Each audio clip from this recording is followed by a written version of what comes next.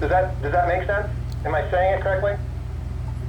I think you're perfectly fine a communication done. I'm understanding. I just want to make sure I understand how you want to enforce the parking policy. So I will not base it. Well, I won't say anything to anybody that parks in handicap then. Well, no, that's not what I said. If somebody parks there without a handicap placard, then you can enforce the policy because they don't have a handicap placard. But if they have a placard, and you should look and see, if somebody's parked there, you should see if they have a placard hanging from their rearview mirror or on their license plate. That would be the presumption of a legal handicap placard. And short of being able to prove it, we'll have to accept it at face value.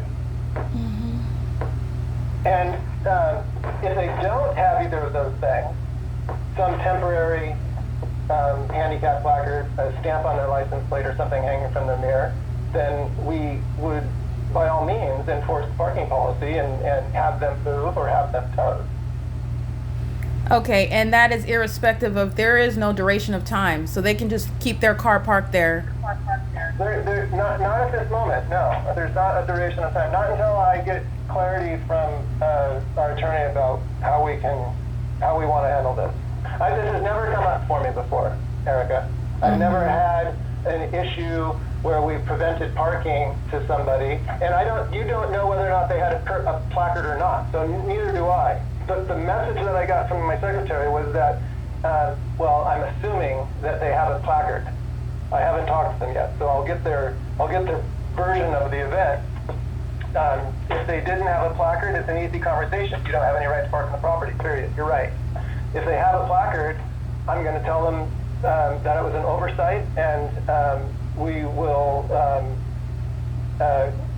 get back to the resident about how to handle that in the future. But in the meantime, I'm going to be, giving a call to the attorney to get clarity on how to apply the California Vehicle Code to this issue. Right. I would just say, if there's no visitor parking on the property, you never get to the issue of the handicap sticker. Yeah, so I think that your assumption there may be wrong.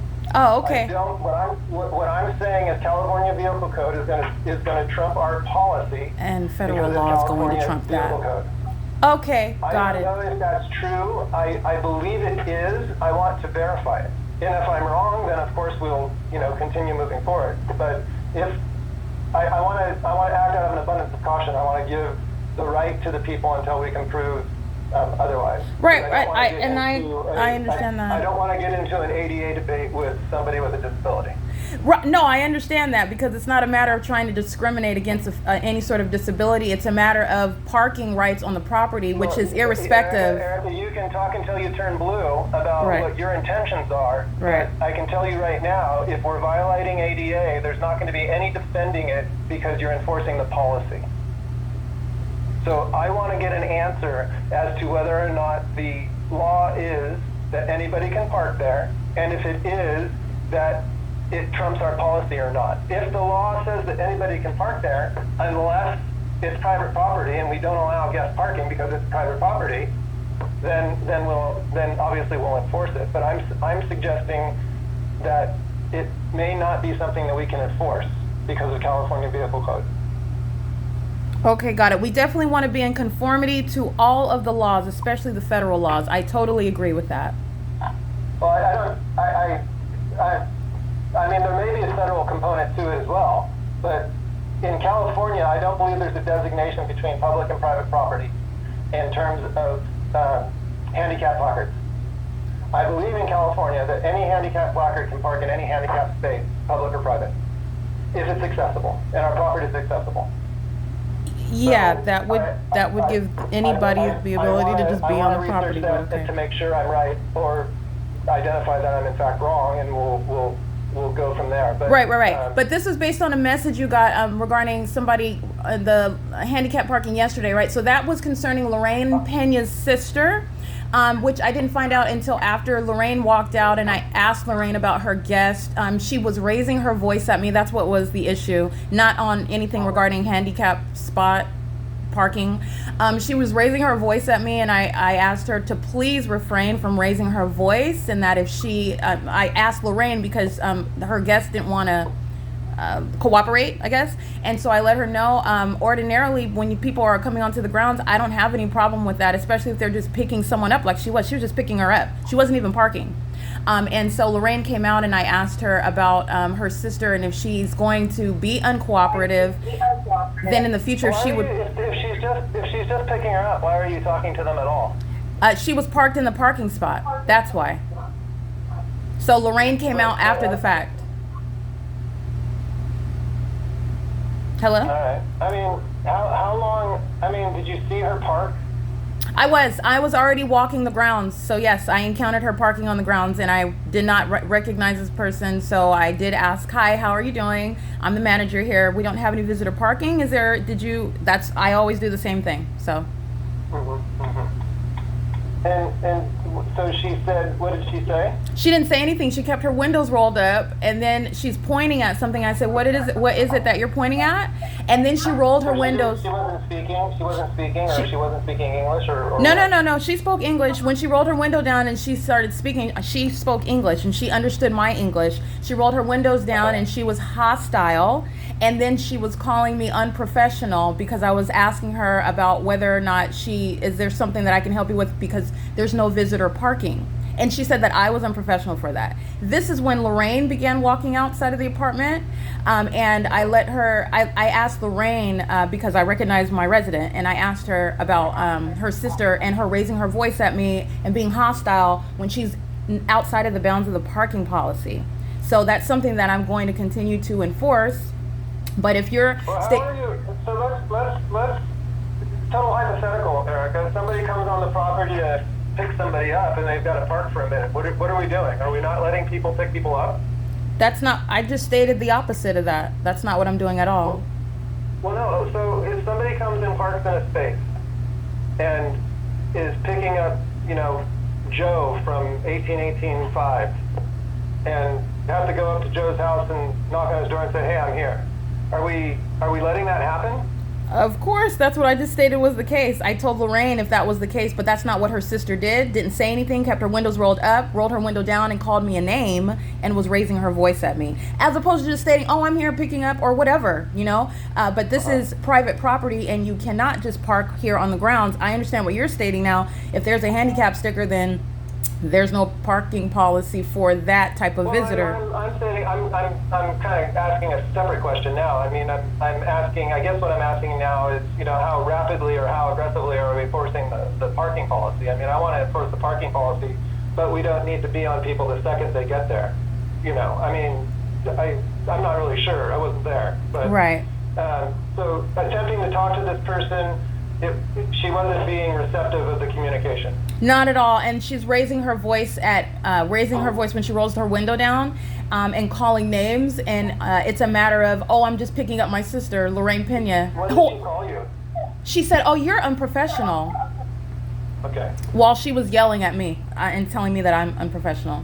So. Did she say anything else? Did she use any profanity? No, she didn't. I don't recall her using any curse words. No. And I spoke to. I'm sorry. Go ahead.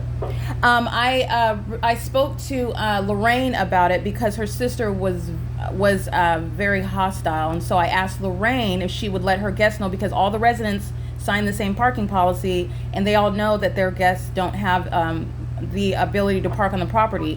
There is no discussion about, "Oh, she's handicapped, and can she park here?" Usually, what the residents do. So there was no indication that she was handicapped. She didn't have a placard. You didn't see her walking with a cane or anything like that. She didn't even get out of the vehicle. No, none of that. No. When you were talking to Lorraine later, how did that conversation go? The conversation. Was she receptive? That's what I'm stating. It was perfectly fine. I spoke with Lorraine, and she said that's her sister, and she came to pick her up. And I said, "Oh, okay. Well, she could have just said that. That's fine. She's picking up. That's loading and unloading. That's not parking on the property as an unauthorized visitor. That's not what that is. But when you're delivering food, or you're delivering a package like the mail people do all day long, that's not parking there. That's you're doing something and then you're leaving. They don't have consent to be on the property and just leave your car there. We don't have personal property. All the residents have assigned parking spaces. and your visitors don't have the authority to just park along the fire lane or park in the handicap spot. Now, there's been an exception, which you're stating is not the case anymore, but for example, 1818 number 4, the Ons, they have a daughter, and she has like a newborn baby or whatever, and I don't tell them to tell me I don't need to know all the details of your life, but all they do is they let me know, well, I'm having a visitor, and they're going to be here for a few hours, and that's fine. That's not a problem, because they're letting me know that they're going to park, and under such circumstances, that's fine. Even if you use a handicap spot, that's when, okay, well, you can park in handicap if you have a parking decal. Whether or not you do or not, the visitor parking policy still applies. So that's how I've been executing the policy. It's not based on some status, and you don't actually get to that status where you've got a parking policy that's not. Erica, you're going a little bit fast for me. I don't want to drag this too far into 5 o'clock. We can talk about this tomorrow. But, okay.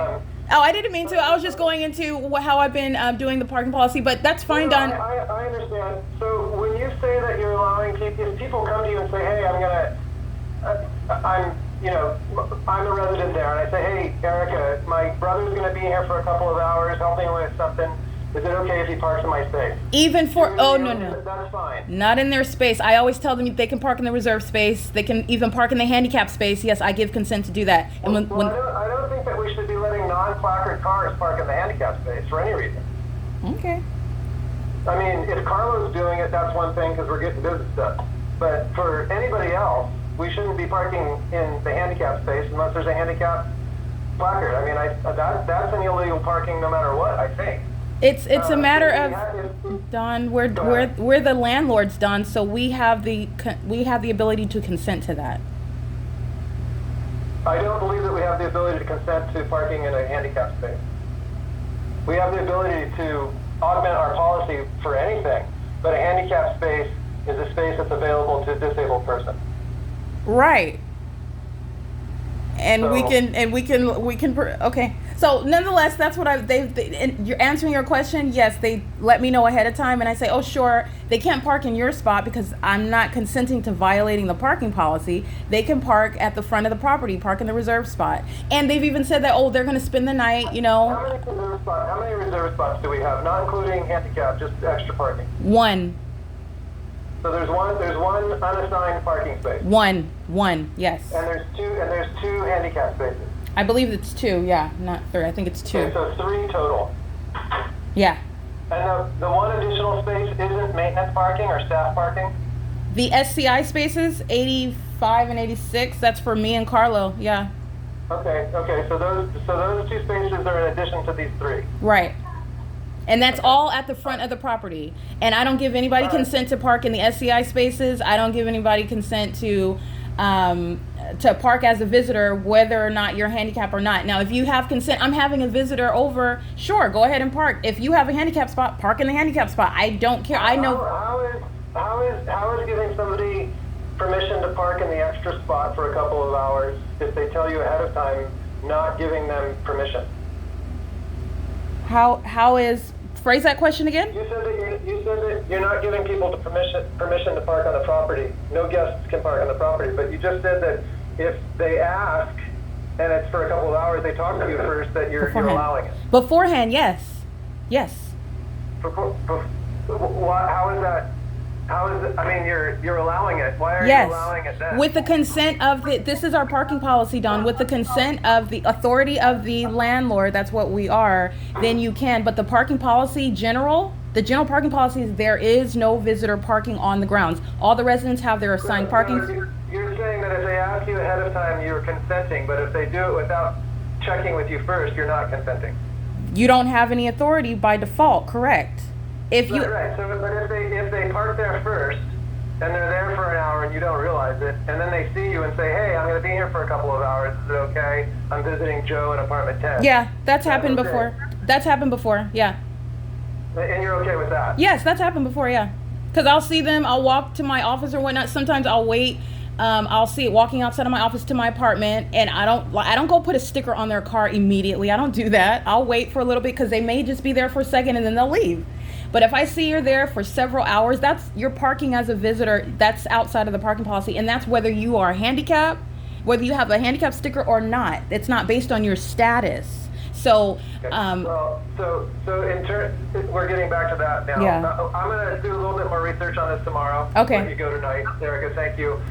We'll get to the bottom of the handicap rules. Okay. But for now, I don't want to. Yeah, I won't say anything about it.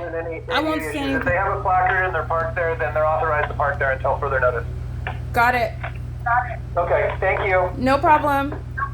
Bye-bye. Bye. That's audible activity. That's Don Noggle, and he is engaged in the pattern of conduct with regard to the use of the communication device, the telephone, to engage in the elements of monitoring, to engage in surveillance. They're doing it under the guise of the business of the company. In addition to that, this is in the specific environment. I'm going to show you the fake sun. You already know that it's here.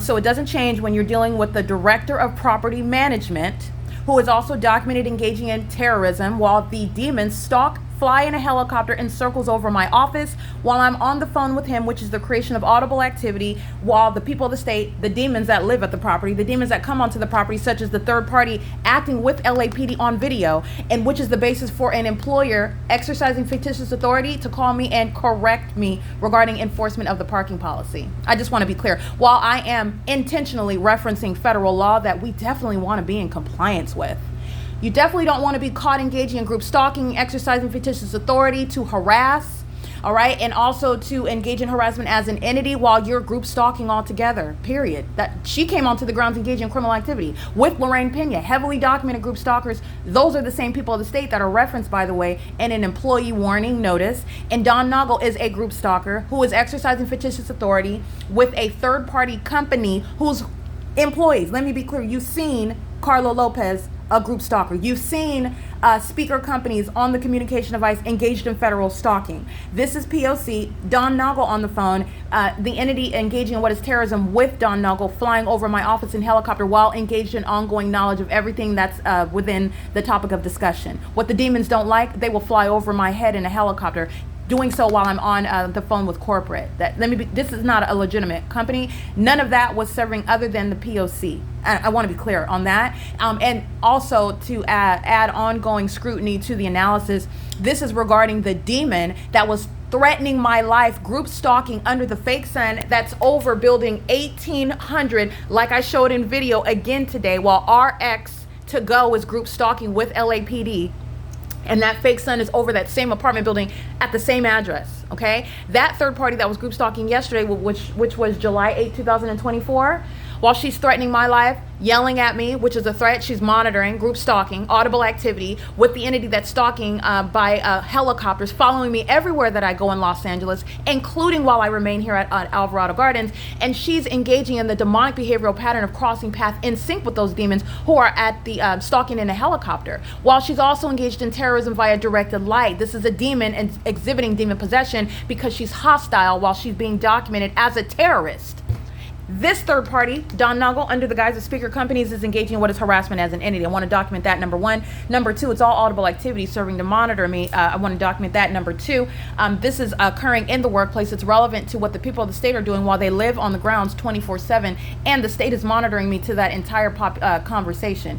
This is speaking to, again, what is the absurd level of criminal conduct that I have to tolerate while I'm talking about something, it's serving nothing other than harassment as an entity.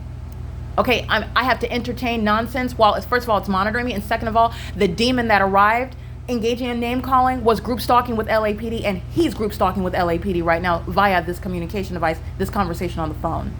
Referencing, laws you want to be in conformity and compliance with, well, it starts with federal stalking, Title 18, Section 2261A, subsections 1 and 2, which they are not in conformity to.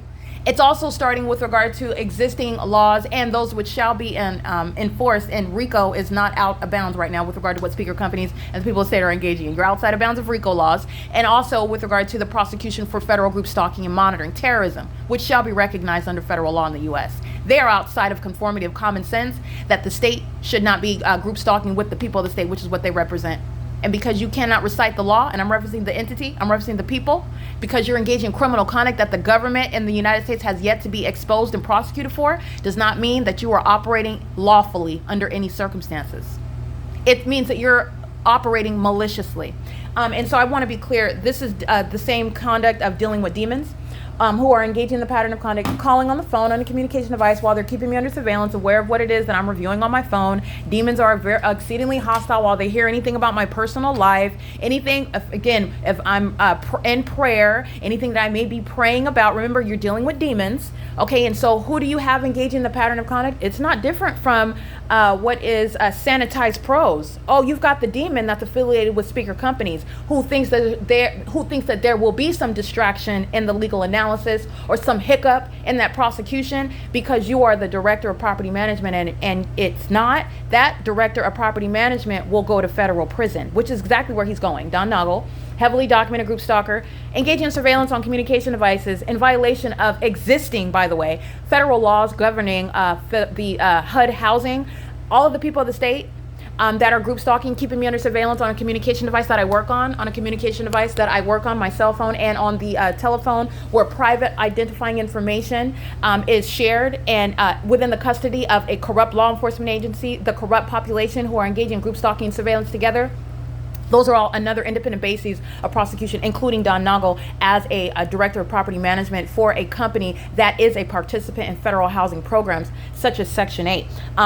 While keeping me under surveillance and group stalking me with the state, you are violating those federal housing laws. I just want to be clear, he's subject to federal prosecution on that basis as well. So I'm just blowing the whistle on multiple fronts, and that was speaking to what is hypocrisy, what is laughable, what is serving to threaten my life in the workplace. This is the grounds of prosecution of the people of the state, speaker companies, and Todd Speaker, whose employees are engaged in the pattern of conduct with the state. And they're doing it in the specific environment. It's 5:09 p.m. Where you saw the fake sun over me at the same property, you're going to see it over the same apartment building where it was this morning, where RX to go was group stalking on camera, and the fake sun is over the same apartment building. Okay, so you can see the shadow of the palm trees. Right, that fake sun is right here. It's not over anywhere of Rancho Cucamonga, Paul Bryan Library, which would be in alignment, in conformity to the natural environment. The entity is maintaining a light source that you can see through the windows of my vehicle parked here on the property, through the rear windshield of my vehicle that is parked here on the property. I just want to make sure that you can see that. There is non-movement of this fake sun, and this is where I stood, where RX to go was group stalking. This was at 11, pacing back and forth with Marie France Salon. And then using and referencing a demon that's group stalking with LAPD, who under this fake sun, while this pattern of conduct is underway, molesting with engineered light, group stalking with all of the people of the state, and group stalking coming onto the grounds while LAPD was crossing path in helicopter. That terrorism I'm subject to, and then you're referencing that entity with regard to, oh, I want to make sure in the way that you're executing your job, I want to make sure that we're in conformity with the ADA and discriminating. That's a demon that's engaged in terrorism, and she's going to federal prison for that. And so is he. I just want to be clear. All of this is a criminal act. All of it. So that's the exercise of fictitious authority. While, by the way, all they're doing is monitoring what I'm doing on my phone. The demons are very disturbed. They're very disturbed about anything going on in my personal life. Not only my genitalia, not only when my legs are open when I'm in the shower, but anyone that I may be in a personal relationship with. All right. These are violent sex offenders who are obsessively consumed with any and everything concerning Erica Lorraine Spencer. All right, and that's not a compliment. It is the basis, the substance of which I will be prosecuting an entire government. It is currently 5:11 p.m. This is P.O.C.